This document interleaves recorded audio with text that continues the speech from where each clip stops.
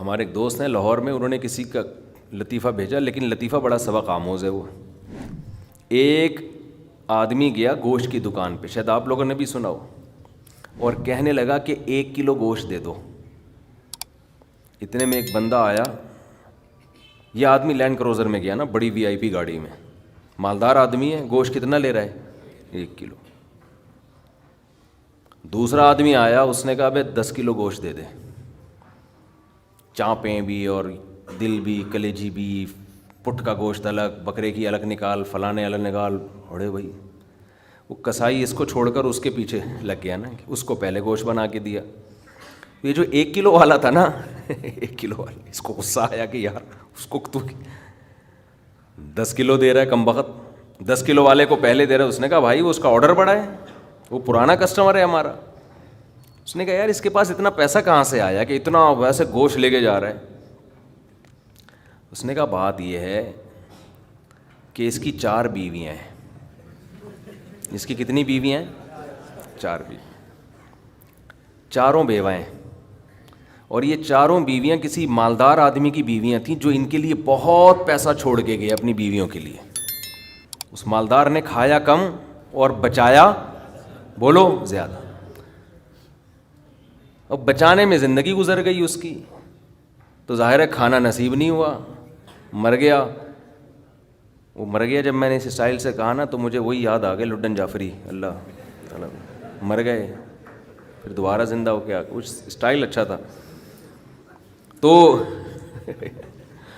تو بچایا نہیں, اور بچا کے مر گیا. اب ظاہر ہے بیوی جو تھی ان کو پیسہ مل گیا ٹھیک ٹھاک. اب ان کے پاس پیسہ ہے, بندہ مارکیٹ سے شارٹ ہے. عورت کو ظاہر ہے پیسے کے ساتھ شوہر بھی تو چاہیے نا, اس میں بھی ڈیزائرز ہیں, اس کو بھی ضرورت ہے میاں کی. تو یہ غریب کا جذبہ تھا 4 شادیاں کرنے کا نا, تو یہ کرتا چلا گیا. پرانے والے کا سارا پیسہ کس کے پاس آ گیا؟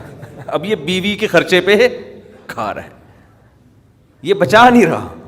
ظاہر ہے عورت کا پیسہ ہے, تو یہ دوسرے کے پیسے پر ان کی بیویوں سے شادی بھی کی ہوئی ہے, اور اس دوسرے کے پیسے پر کھا بھی رہا ہے. اس لیے یہ 10 کلو گوشت لے کے جاتا ہے. سمجھ رہے ہو؟ اس نے فوراً کہا میرے لیے بھی 10 کلو بنا دے, میں نہیں چاہتا میرے مرنے کے بعد میرا ہوا بچا پیسہ کوئی اور بے غیرت استعمال کرے. معذرت کے ساتھ, ابے پہلے خود تو کھاؤ. اس وقت جو تمہاری حاضر سروس بیوی ہے, بولو تم جب تک میری بیوی ہو تو کھاؤ, ٹھیک ہے نا, تم بھی کھاؤ میں بھی کھاؤں گا. مر گئے تو بھائی وہ اس کے لیے نکاح کا دروازہ, اور جب ہمارے بیانات چل رہے ہیں تو یہ تو اور دروازہ کھل گیا ہے. پہلے تو بیوہ کو رشتہ ہی نہیں ملتا تھا نا, اب تو بہت سی بیوہ ایسی مارکیٹ میں آ گئی ہیں, پیسہ بہت ہے, بندہ نہیں ہے, ہم اپنے خرچے پہ شادی کرنے کے لیے تیار ہیں, کوئی شریف آدمی مل جائے ہمیں. اب تو ایسی بیوہ بہت آ گئی ہیں مارکیٹ میں کہ جی پیسہ ہمارے میاں بہت چھوڑ کے گیا, بندہ نہیں ہے. تو میں نہیں کہہ رہا آپ بیوی کے لیے پیسہ نہ بچائیں, لیکن یہ دماغ میں رکھیں کوئی بغیرت آپ کے پیسے پہ آپ کی بیوی کے ساتھ زندگی گزارے گا, خرچہ آپ کا ہوگا, آپ اس کو پیسہ دے کے جا رہے.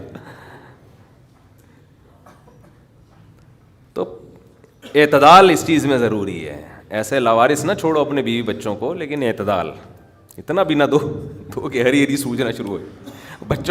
بچوں کے لیے بھی بناؤ کچھ. خیر, کہاں سے کہاں بات چلی گئی یار. تو جلدی سے بات کو سمیٹتا ہوں, کیا کروں, پھر گھوم پھر کے ادھر ادھر دائیں بائیں جانے لگتے ہیں. تو یہ میں ان لوگوں کے لیے یہ لطیفہ ہے جو بہت زیادہ بچانے کی فکر کرتے ہیں. میں کہتا ہوں نا, آپ اپنی اولاد کے لیے بچا رہے ہو, اپنی اولاد کے لیے بچا رہے ہو, کھا نہیں رہے, نہ خرچ کر رہے ہو بچوں کے, تو بچے پھر جب بچوں کے پاس آئے گا تو وہ اپنے بچوں کی فکر میں بچائیں گے. تو آپ بھی تو خود کسی کے بچے ہو نا.